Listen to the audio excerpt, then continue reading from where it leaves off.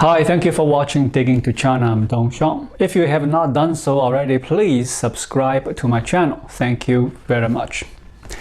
Since April, 4 regional banks in Henan province have been withholding deposits. It includes Yuzhou Xinminsheng Village Bank, Zhecheng Huanghuai Community Bank, Shangcai Huimin County Bank, and the New Oriental County Bank of Kaifeng. Why? Because in March, one of the shareholders named Sun Zhenfu fled following serious financial crimes, according to media reports. Tens of billions of yuan had been frozen. Some 1 million customers are said to be affected. Last week, thousands of people arrived in Zhengzhou, capital city of Henan province, to withdraw money in person. But after they arrived in Zhengzhou, they found their health codes turned red. Code red means they are COVID-19 virus carriers or are infected, and they were prohibited from accessing transportation networks, public services, and even going to the banks to lodge their grievances. China tracks residents' locations with national and local health apps as part of its COVID control measures, which limit mobility when codes turn yellow or red. According to Chinese news site Six Tongues report, at least 12 depositors Six Tongues spoke with said their health code turned red when they scanned city-specific QR codes at the railway stations, hotels, and other venues that required them. Many of the depositors said they had traveled from the eastern provinces of Zhejiang and Shandong, as well as Hebei in the north, to Zhengzhou to demand answers and attempt to retrieve their deposits. Wang Jin was one of the depositors. The 35-year-old said he came to Zhengzhou hoping to retrieve his savings from Yuzhou Xinminsheng Village Bank on Sunday, but ended up at the police station until the following day when his health code turned red while scanning a QR code to exit the city's railway station. He had last checked his health code 30 minutes before arriving in Zhengzhou, and it was still green then. Mr. Wang told Six Tongues, the police officers confirmed that the frozen money was a legitimate deposit, but prohibited us from going to the local banking and insurance regulatory commission to inquire about this issue. We have reasonable and legitimate claims, but they used the red code as a reason to restrict us. They said our health codes will turn green when we leave, and until then, we need to stay at the police station. The 4 banks are still open for business, and some of them with smaller deposits were able to withdraw money from the bank, though the ATMs weren't working, depositors told Six Tongues.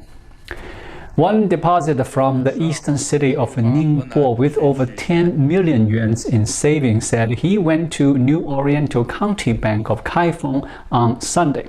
His health code was already red then, and the man was accompanied by 6 police officers. He couldn't withdraw any money.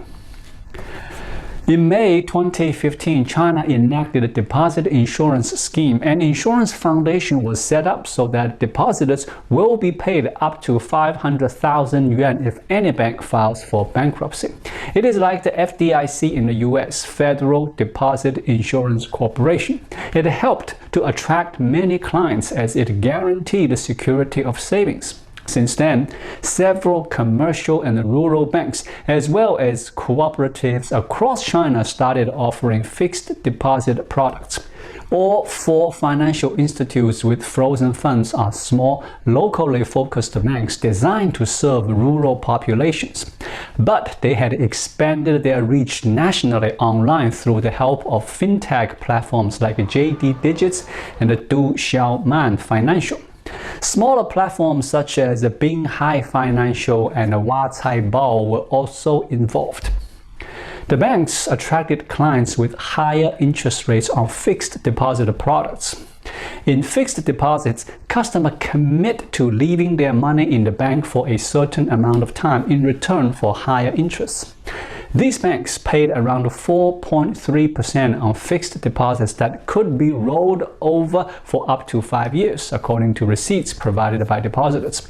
By contrast, the Industrial and the Commercial Bank of China, one of China's big four state-owned lenders, offer only 3.15% annual interest on a 5-year deposit products. But in January 2021, China's banking and insurance regulators banned all banks from offering long-term fixed deposits on third-party fintech platforms, saying banks needed to improve their risk estimates and risk management. Authorities said some smaller and regional banks were using large amounts of money gathered from internet platforms to issue loans to local enterprises with insufficient qualification. Since then, JD Digits and Du Xiaoman removed all interest-bearing time deposit products from their apps. But the 4 Henan-based banks reached out to their existing customers directly and convinced them to download the bank's apps in order to deposit even more money, according to text message screenshots provided by depositors Six Tones spoke with. After news spread that the 4 banks weren't releasing their clients' deposit, hundreds of clients traveled to Zhengzhou hoping for more information. On May 23rd, around 800 depositors visited the local banking and insurance regulatory commission, but were sent back to their hometowns by local police. By then, the People's Bank of China had already said that relevant departments have launched investigations into the 4 banks. In an April 25th statement, the central bank said it will cooperate with relevant departments to protect the legitimate rights and interests of financial consumers in accordance with the law. Weeks later, many depositors are still waiting for concrete answers from the authorities. And those who have decided to travel to Zhengzhou and demanded action said certain measures to protect public health are instead being used against them. This is using the country's epidemic prevention policy to prevent the people from seeking justice for themselves, Mr. Wang Jin said. Our family's 420,000 yuan is now frozen, almost all of our savings. I need the money urgently. My parents need the medicine, my 2 children need to go to school, and the family has a big financial burden. Wang is now back in his hometown in Zhengzhou after police officers made him return Monday evening. Close to midnight, when he was on the train and nearly home, his health code turned green. Thank you for watching. Please leave a comment and subscribe to my channel. Just click the subscribe button right here. I'll see you again shortly. Until then, be well.